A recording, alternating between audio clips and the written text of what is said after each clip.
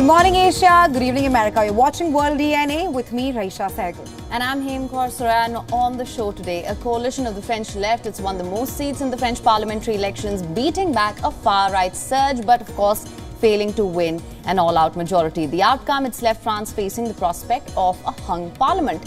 What do the results mean for the balance of power in France? And also, what does this mean for Macron? That's something we'll explore on the show today. Also on the show today, Indian Prime Minister Narendra Modi will be leaving for Moscow later today to attend the 22nd India-Russia Annual Summit. Well, this is the Prime Minister's first visit to Russia since the Ukraine war broke out, and the first in nearly 5 years. What will be on the agenda, and are there any breakthrough agreements in the pipeline? We'll of course be tracking all of that on World DNA, but first a quick check on the headlines. French left coalition wins most seats in high-stakes legislative elections, beats back a far-right surge. No party wins outright majority, putting France in uncertain, unprecedented situation.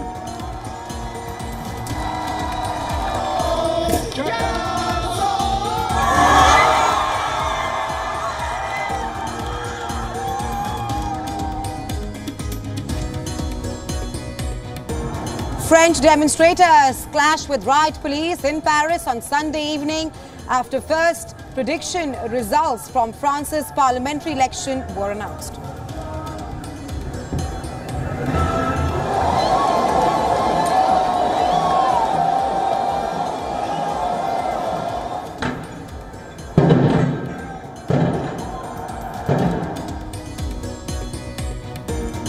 French Prime Minister Gabriel Attal announces he will tender his resignation on Monday. The country likely to be stranded in a hung parliament scenario.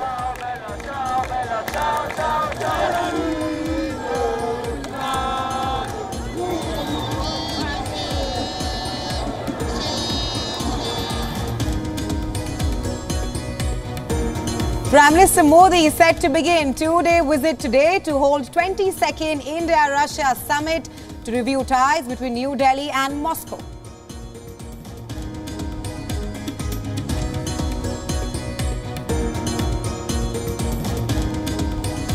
Netanyahu issues non-negotiable Israeli demands list ahead of Israeli negotiating team's departure for further hostage deal talks in Cairo and Doha later this week.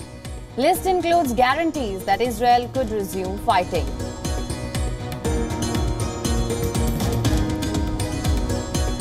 Yemen's Houthis conduct exercise targeting mock Israeli targets, train kidnapping Israeli soldiers, ground airstrikes at buildings with Israeli flags.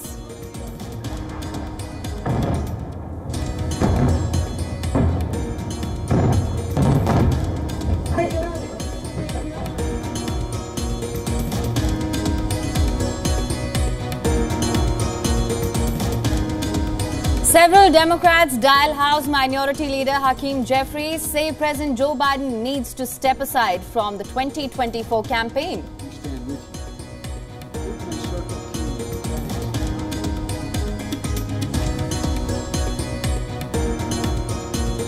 Viral video shows Indian security personnel inspecting well-fortified concrete hideout concealed behind wardrobe in a civilian residence where 4 terrorists hid in Kashmir's Kulgam district.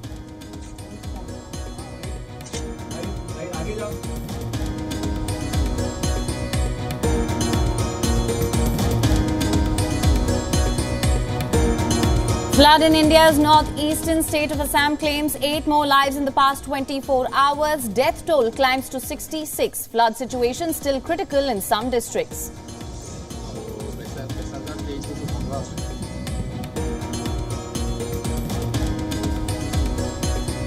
Two-time NBA MVP Giannis is heading to the Paris Games for the first time. The Greek star helps his team defeat Croatia and seal a spot in Paris.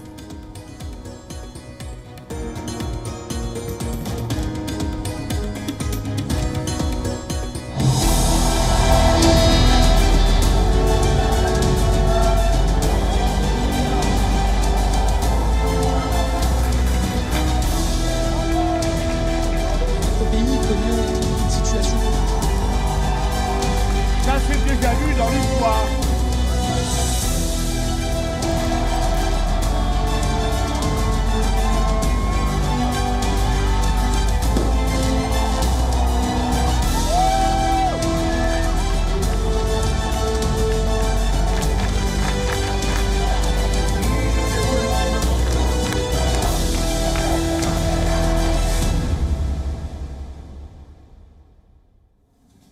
Our top focus on World DNA this morning. In the high-stakes legislative elections in France, a coalition of the left has won the maximum number of seats.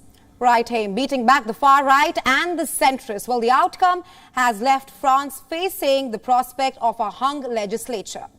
Now, if we were to talk numbers here, the new Popular Front, the NFP, which is a cluster of several parties ranging from far left France unbowed to more moderate socialists and ecologists, unexpectedly surged and won 182 seats in the 577-seat National Assembly. The centrist Ensemble Alliance won 163 seats and the far-right National Rally won 143 seats. And that means all three main blocs are well short of the 289 seats needed to control the National Assembly. A hung parliament is an unknown territory for modern France. Unlike other countries in Europe, France does not have a tradition of lawmakers from rival camps coming together to form a majority. Well, what comes next is uncertain and unprecedented for France. The RN seems to have conceded defeat, with leader Jordan Bardella calling the cooperation between anti-RN forces a disgraceful alliance that would paralyze France. Unfortunately, the alliance of dishonor and the dangerous electoral arrangements made by Emmanuel Macron and Gabriel Attal with the far-left formations are tonight depriving the French people of a policy of recovery that they nonetheless overwhelmingly sided for by putting us in the lead in the European elections and then, last Sunday, in the first round with almost 34% of the votes cast. The left and centrist alliances cooperated after the first round of voting last week by pulling scores of contestants from three-way races to build a unified anti-RN vote. Coming to the NFP and the centrists then, the NFP is clear that it wants to govern. Hard-left leader Jean-Luc Mélenchon said that the will of the people must be strictly respected. Now the will of the people must be strictly respected. From now on, no tricks, backroom deals nor combinations will be acceptable. The lessons to be taken from this vote is definitive. The defeat of the president and his coalition has been confirmed with clarity. The president must give in and admit this defeat without trying to get around it in any way. The prime minister must go. French President Macron's office says he is assessing the latest election results and will wait for the full picture to emerge before taking a call. On the other hand, French Prime Minister Gabriel Attal said that he will tender his resignation to the president today. Tonight, the political group I represented in this campaign, even if it scored 3 times more than what was predicted in recent weeks, does not have a majority. And so, being loyal to Republican tradition and to my principles, I will hand in my resignation letter to the president. Meanwhile, demonstrators clashed with riot police after results from France's parliamentary election were announced.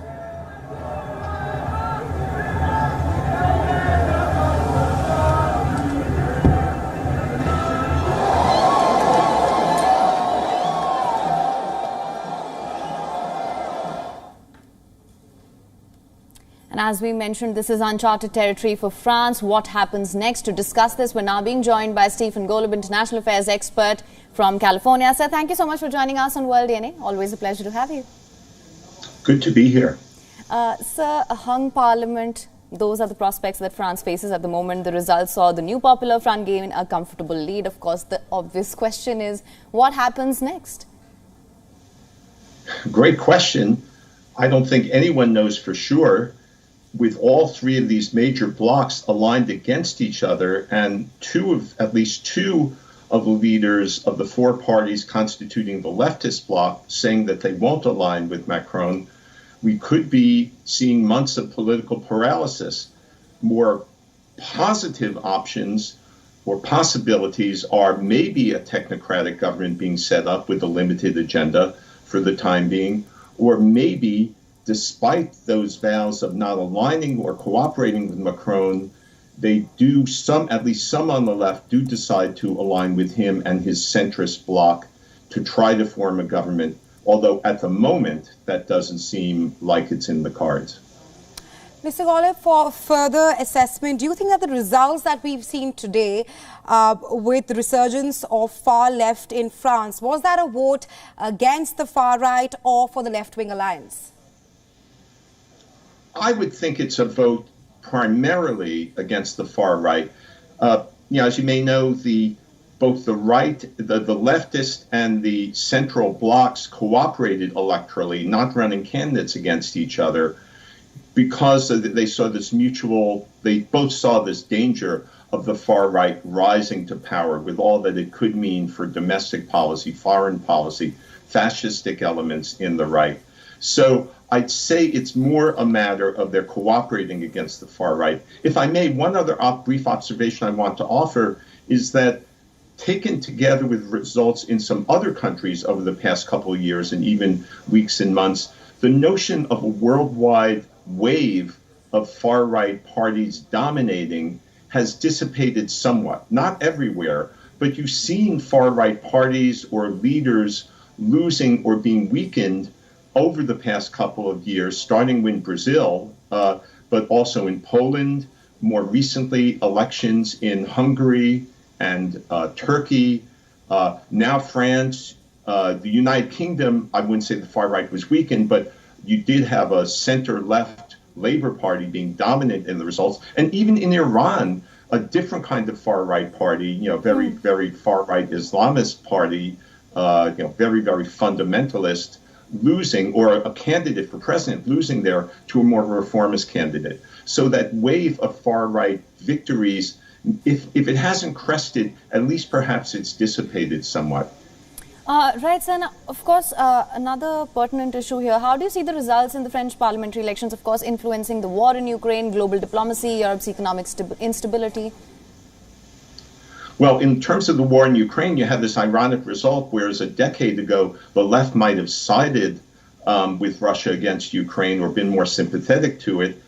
Now, and you have the left being more pro-Ukraine in terms of a strong defense policy for France, in support of Ukraine, I should say, and the right being much more supportive of Putin and Russia. So that's an interesting development. So on that foreign policy front, you may have some unity there that will help out Ukraine, help the Western alliance, help NATO. In terms of more domestic issues, perhaps things will remain fractured or even more fractured in France with no ability to move forward in the weeks or months to come.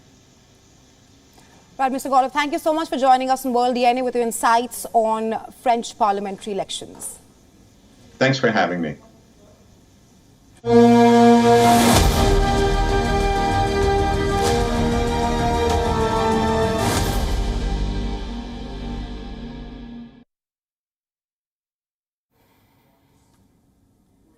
Well, India's Prime Minister Narendra Modi will arrive in Moscow today to attend the 22nd India-Russia Annual Summit.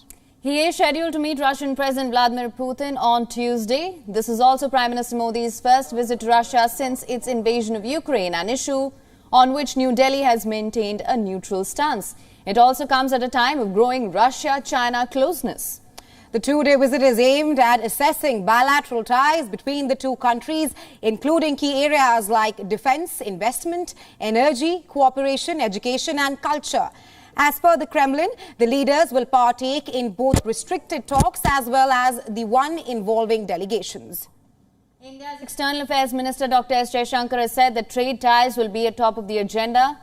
This comes as India's import of discontinued Russian crude, it's increased significantly since the war in Ukraine. Jaishankar also pointed out towards, and I'm quoting here, trade imbalance between the two countries. While Moscow's total exports to India are $65 billion, India's exports are only about $4 billion.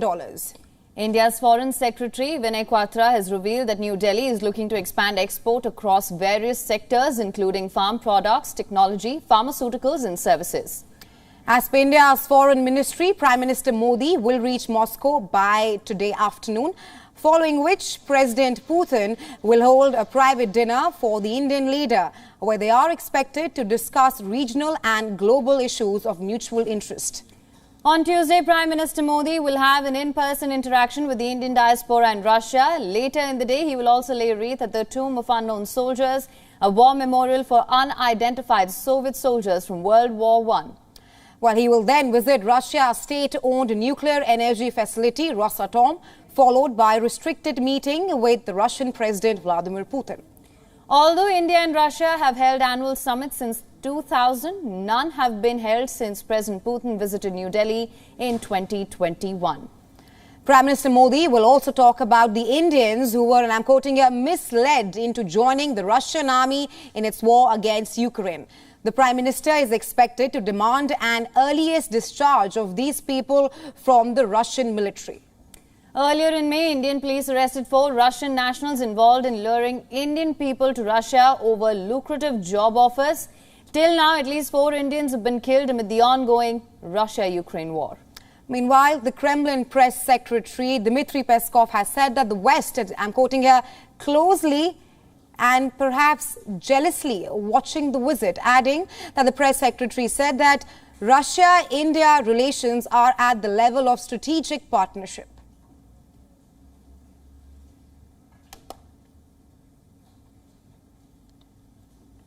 All right, our principal diplomatic correspondent Siddhant Sibal also interacted with Indian ambassador to Russia, Ambassador Vinay Kumar, ahead of Prime Minister Modi's visit to Moscow on what will be the key points of discussions during this bilateral summit. Listen to this.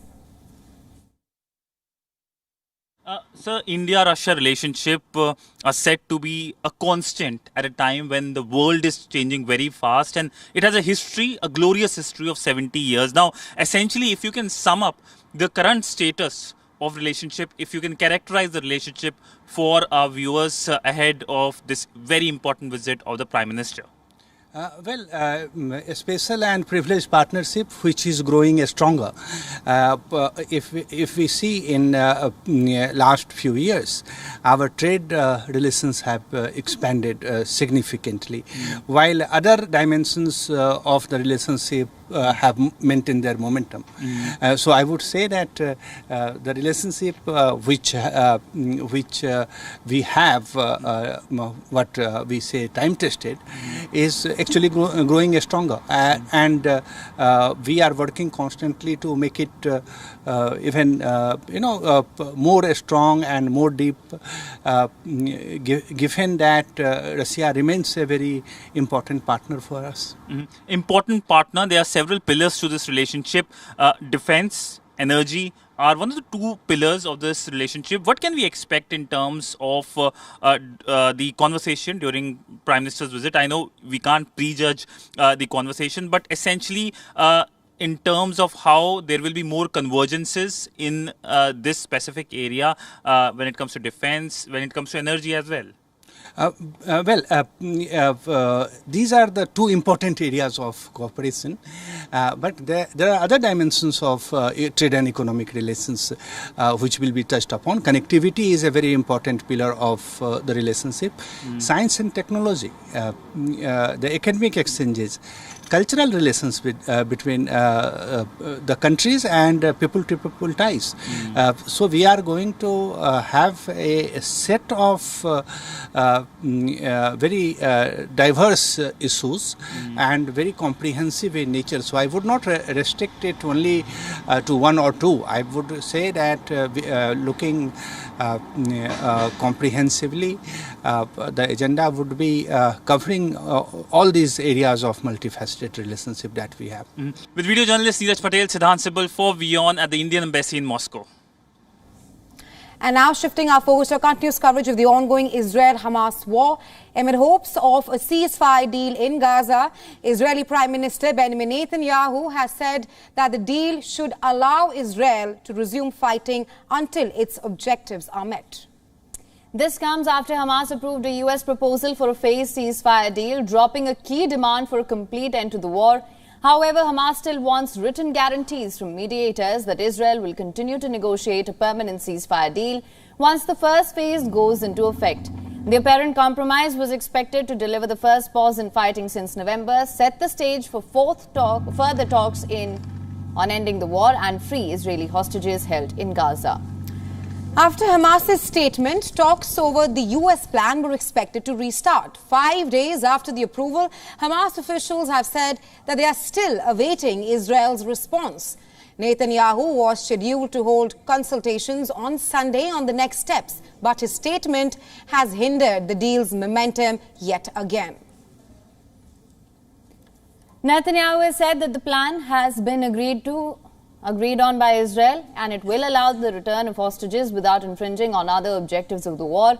Israel says Hamas is still holding about 120 hostages, about a third of them now thought to be dead, and calls for their return have continued to intensify.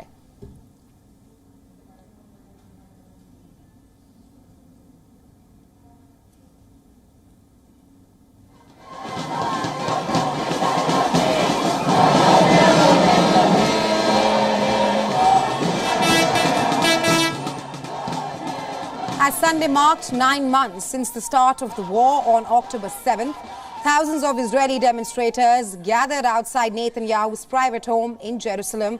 Another demonstration was held on the main highway in Tel Aviv. Waving banners and flags, the demonstrators demanded that Prime Minister Benjamin Netanyahu accepts the ceasefire deal. They also called for fresh elections after the deal.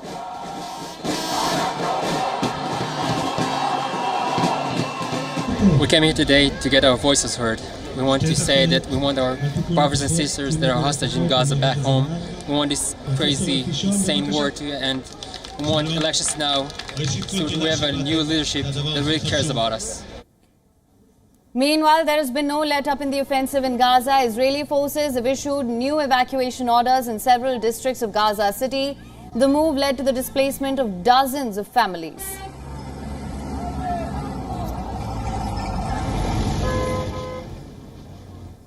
And sirens rang out in northern Israel on Sunday, warning the residents of incoming rocket barrage from Lebanon.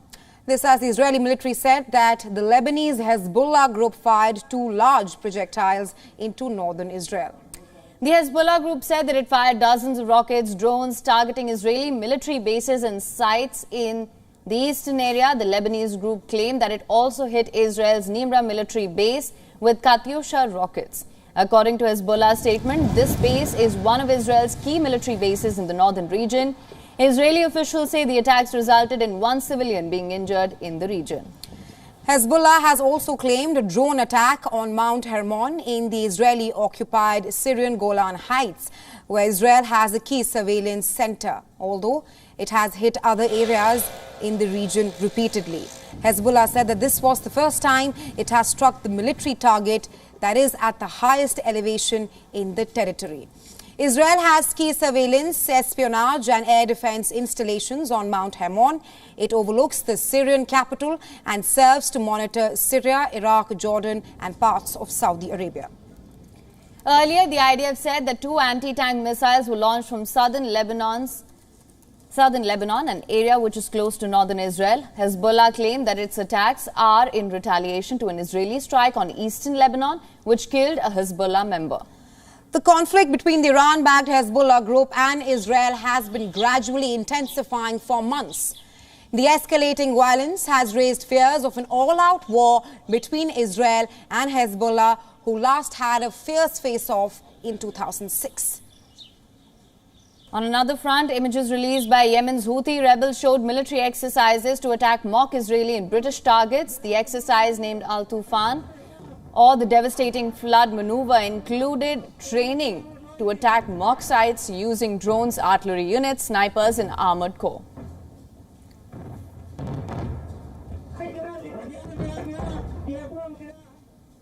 Well, and speaking of Israel, and I'm quoting here, biggest Western ally, US President Joe Biden, on Sunday cracked a joke about his age. Of course, he is facing growing calls to step aside from the 2024 presidential race. Biden's remarks come as 4 more prominent Democrats have now asked him to step aside from this race during a private call that was convened by Minority Leader Hakeem Jeffries on Sunday afternoon. Biden was addressing the black church in Philadelphia, where he lightened the mood by saying that he looked like a 40-year-old. Folks, I know with every fiber of my being, I know I'm going to look like I'm 40 years old, but I've been around a little bit. Well, all kidding aside, you know, I've been doing this a long time, and I, honest to God, have never been more optimistic about America's future if we stick together. I really mean it. Naming Vice President Kamala Harris, the 81-year-old Joe Biden said that there are certain people who want to erase the black history. He implied that black history is American history and that Vice President Kamala Harris and him are trying to protect it. To give hate no safe harbor, while there are those who want to erase history, Kamala and I want to make it. Because black history is American history.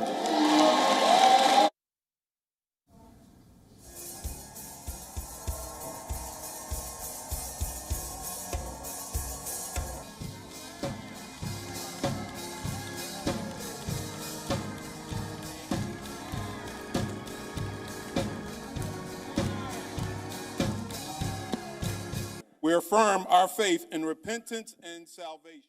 I'm about to host the NATO nations in Washington. We put them together. The world's looking to us. Not a joke. The world is looking to America.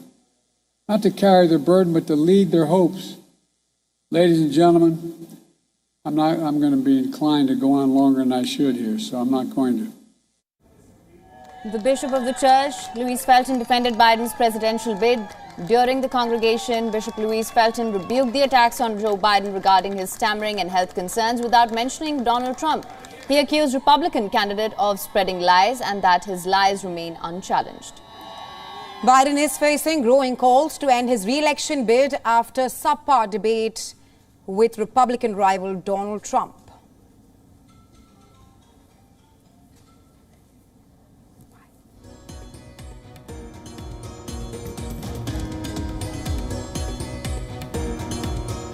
And with that, it's time now for a short break. Stay with us. You're watching WION The World.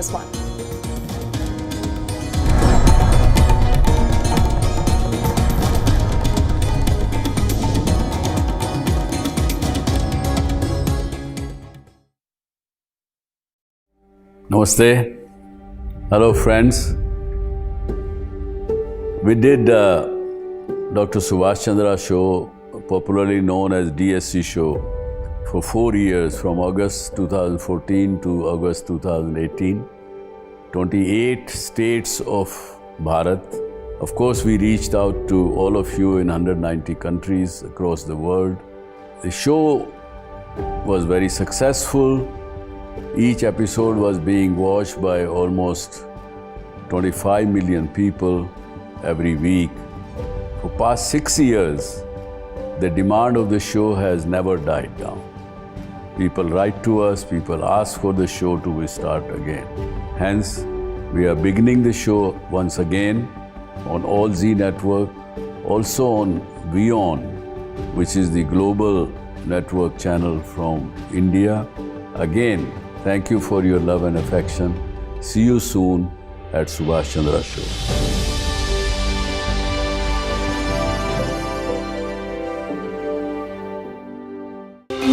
To bring the benefits of the Subhash Chandra Show to your educational institution, teachers and students, send an invitation to Juhi Jha at yoursarthi@such.org.in. From the bustling trading floors of Wall Street to the vibrant exchanges of Asian stock markets, WION breaks it down for you to make sense of what's happening, as we reveal the key factors behind events, strategic battles, and the game-changing business decisions that shape the world. We bring you all of this and more on World Business Watch.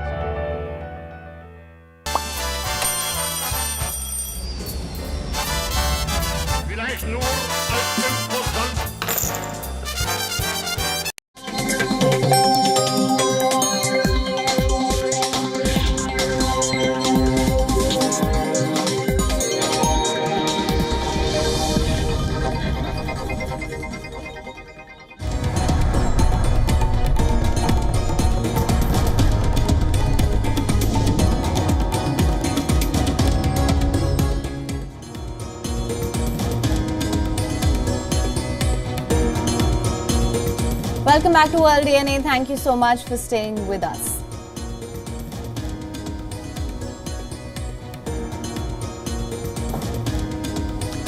French left coalition wins most seats in high-stakes legislative elections, beats back a far-right surge. No party wins outright majority, putting France in uncertain, unprecedented situation.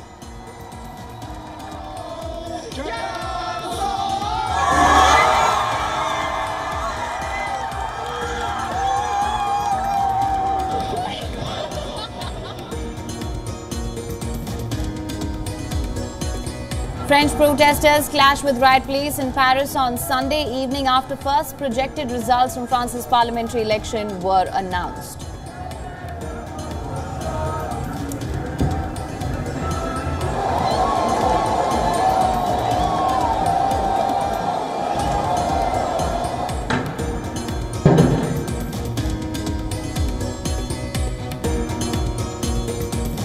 French Prime Minister Gabriel Attal announces he will tender his resignation on Monday, country likely to be stranded in a hung parliament scenario.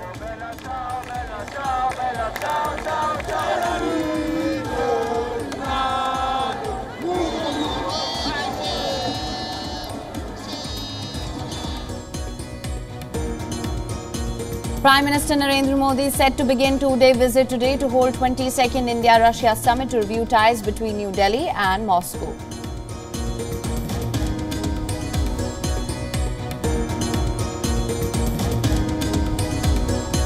Netanyahu issues non-negotiable Israeli demands list ahead of Israeli negotiating team's departure for further hostage deal talks in Egypt and Doha later this week. List includes guarantee that Israel could resume fighting.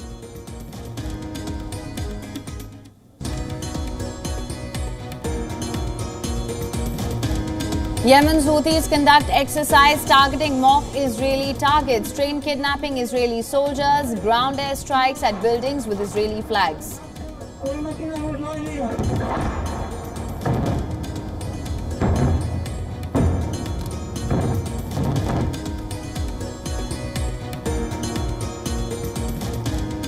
Several Democrats dial House Minority Leader Hakeem Jeffries, say Biden needs to step aside from 2024 campaign.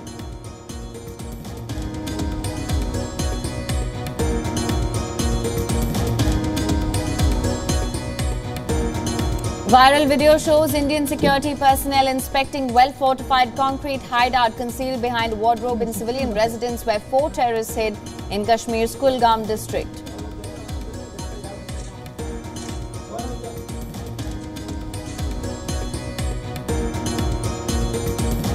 Flood in India's northeastern state of Assam claims 8 more lives in the last 24 hours. Death toll climbs to 66. Flood situation still critical in some districts.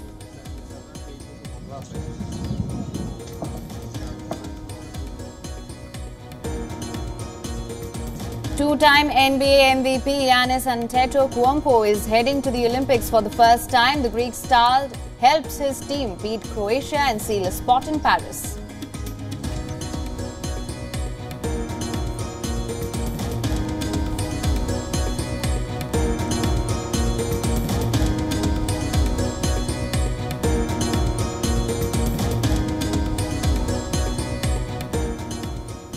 India is on alert after satellite images revealed how China is fortifying its presence around North Pangong Lake in eastern Ladakh. Satellite images have revealed how China's PLA is constructing underground bunkers at a key base in the region. Satellite images from Black Sky, a US-based firm, have revealed that the base, which was made during 2021 and 2022, can store weapons, fuel and hardened shelters to protect armored vehicles from airstrikes. Images show 8 sloping entrances to a large underground bunker and a smaller bunker with 5 entrances near it, captured on the 30th of May. The current developments at the base include reinforced artillery and defensive positions connected by a network of roads and trenches not visible on public maps. Situated on the northern shore of Pangong Lake, the People's Liberation Army base serves as the headquarters for Chinese troops in the area, situated about 5 kilometers from the line of actual control. It's also located about 120 kilometers southeast of the Galwan Valley, where a deadly skirmish in June 2020 resulted in the deaths of a number of Indian and Chinese soldiers. Before the LAC standoff, this region was nearly uninhabited.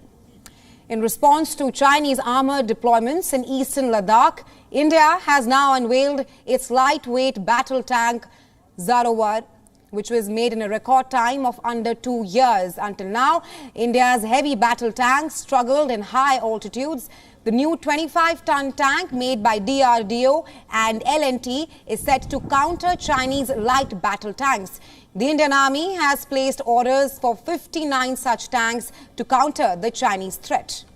Incidentally, a few days ago, India's External Affairs Minister Dr. S. Jaishankar held talks on LAC with Chinese Foreign Minister Wang Yi on the sidelines of the Shanghai Cooperation Organization.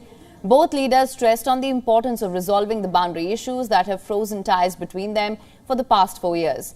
According to a statement that was put out by the MEA, he did say that they told Wang Yi that it was important for the line of actual control to be respected and peace and tranquility in border areas to be ensured.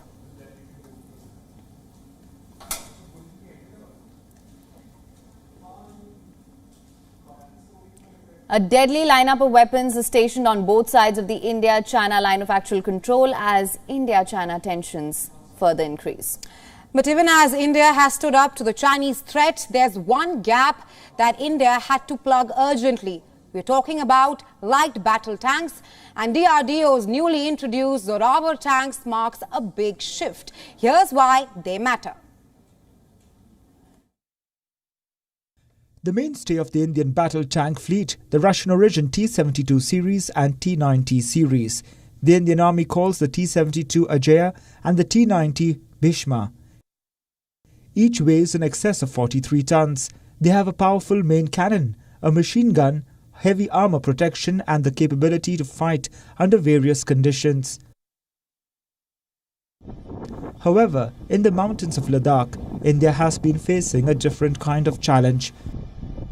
These large tanks are designed and built to fight in flat terrain and deserts like on India's borders with Pakistan.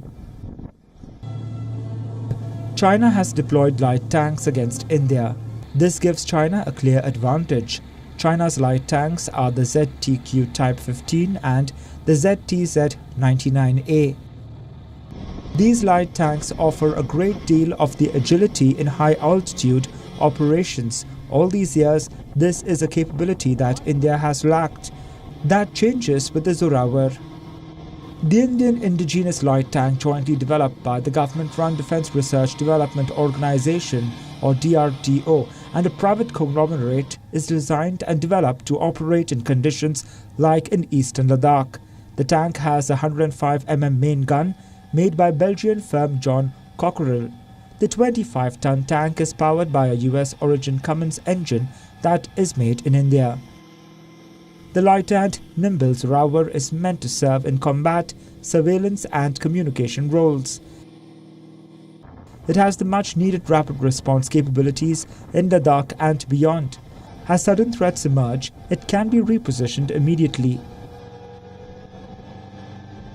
The Indian Army has placed orders for 59 such tanks. In the longer run, India would need at least 295 of these light tanks to counter the constant Chinese threat.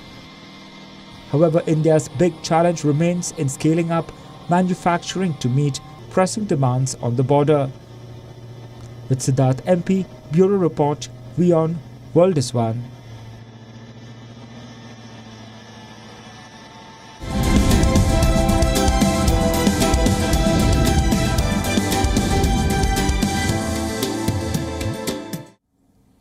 On to the world of business now. Recent data from Shenzhen has underscored growing concerns over China's employment landscape, particularly in its key economic hubs. The southern megacity, known for its vibrant tech industry and dynamic business environment, experienced a sharp increase in newly registered unemployed residents. In the first quarter of 2024 alone, there was a 40% year-on-year rise in unemployment registrations, with a 15% quarter-on-quarter increase from the previous 3 months. This surge translates to a major drop of 40,221 jobs in Shenzhen, impacting a workforce that previously numbered nearly 12 million residents. Despite these alarming figures, experts suggest that this uptick may be a temporary blip driven by seasonal and structural factors. Nevertheless, analysts warn that the challenges in Shenzhen reflect broader issues within China's employment sector. The country's official urban unemployment rate held steady at 5% in May, but concerns persist about the accuracy of these figures and the true extent of joblessness across the nation. Factors contributing to the job market strain include digitization trends affecting traditional industries such as manufacturing and retail, alongside mismatches between job requirements and the available skill sets. Moreover, the transition towards tech-driven development poses additional challenges as some jobs become obsolete while new opportunities emerge more slowly. Well, as China aims for economic growth around 5% in 2024, policymakers face mounting pressure to address these employment concerns effectively. Calls for fostering a favorable environment for businesses, both domestic and foreign. It underscores the urgency for proactive measures to stimulate job creation and stabilize the labor market.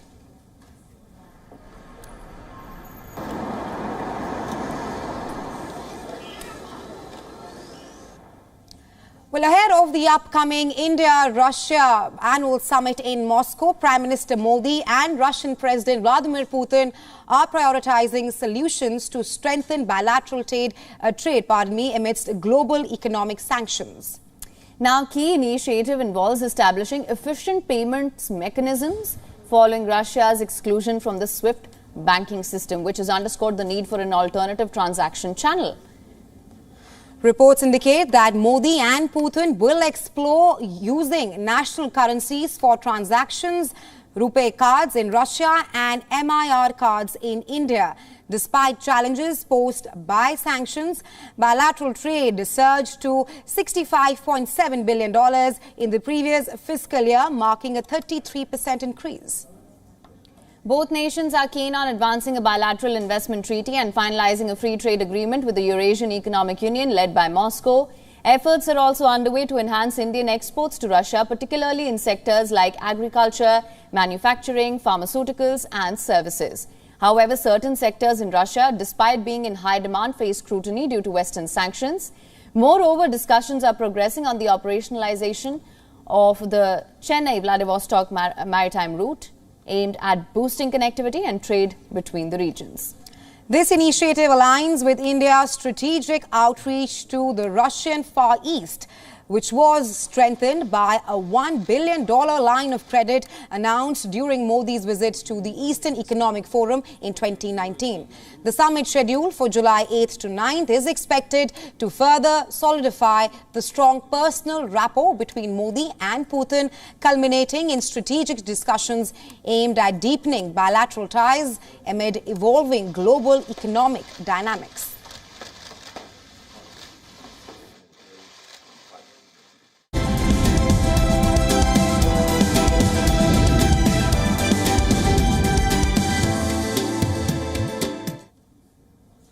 All right, here's a look at all developments from the world of technology now. China has developed a new interception radar system that's capable of tracking 10 incoming hypersonic missiles at Mach 20 speed. That's not all. The radar can also identify false targets, understand that hypersonic weapons are faster than traditional ballistic missiles.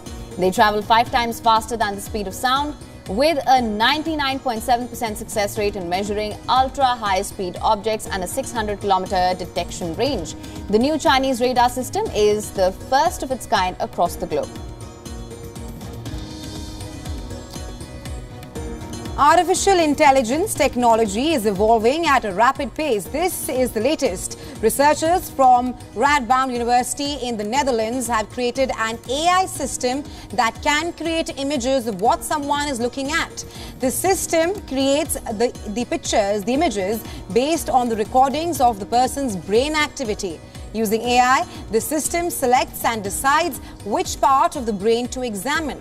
Researchers are hoping that the technology could prove beneficial in medical studies, such as assisting stroke victims in communication.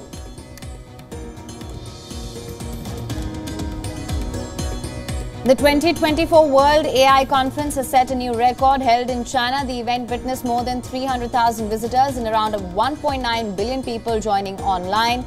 The event witnessed more than around 1,300 global leaders, exhibitors, delegations and organizations from more than 50 countries participated in the event. Meanwhile, 24 major industrial projects worth $5.5 billion were signed at the conference.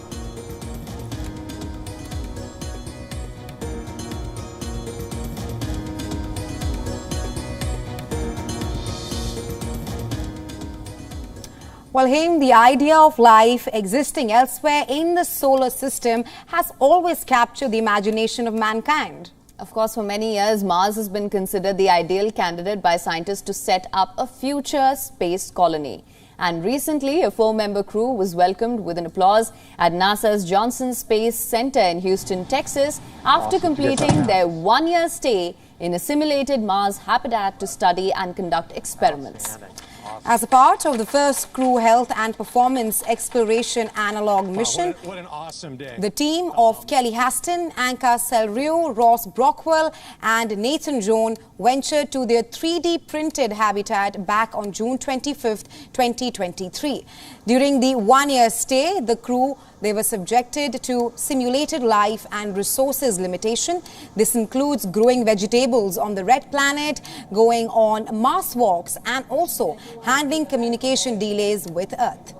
Julie Kramer, Director of Engineering at the Johnson Space Center, said there's still a lot to learn and also announced 2 more missions planned in 2025 and then one in 2027. Awesome. Do you guys have an house? Outstanding. Awesome.